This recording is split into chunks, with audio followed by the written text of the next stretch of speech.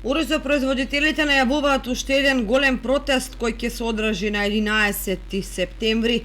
Овој, како што велат, ќе биде најмасовен и механизацијата нема да ја тргнат од патиштата се додека не остварат средба со представници од Министерството и не бидат слушнени нивните барања. Ние следок нашите барања сега, еве, и по толку молби, творби, да сретнеме со некој надлежен. За жал, никој некаде да не удостоje да го слуша насилно. Сега сме приморани. На 11 овој последно ќе биде и одлучно ќе биде. Механизацијата ќе остане на пато следок од Скопје не дојде министрот и премиерот. Да го слуша гласот не на мене, не на него, на поединци. Да го слушне гласот и маките на земјоделците. Состојбата со оризот и откупната цена не е променета и покрај протестите и барањата за средби со министерот.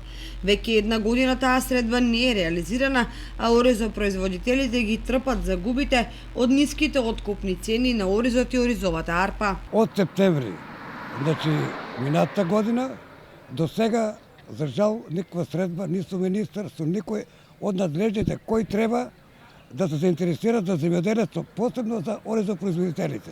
И тоа не е само оризот. Тука е стоката, тука е, значи целото земјоделие у тотален колапс. Нашата производна цена, ние не бараме преку лево погача.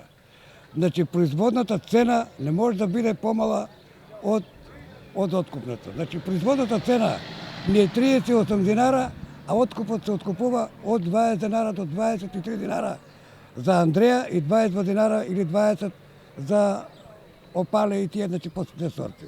Протестите ќе се одржат наредната недела, а оризарите ќе блокираат повеќе патни правци кај Тркање, Грдовци, Облешево, Чешиново, се до Штип. Механизацијата ќе остане на патиштата, се додека не се слушнат нивните барања.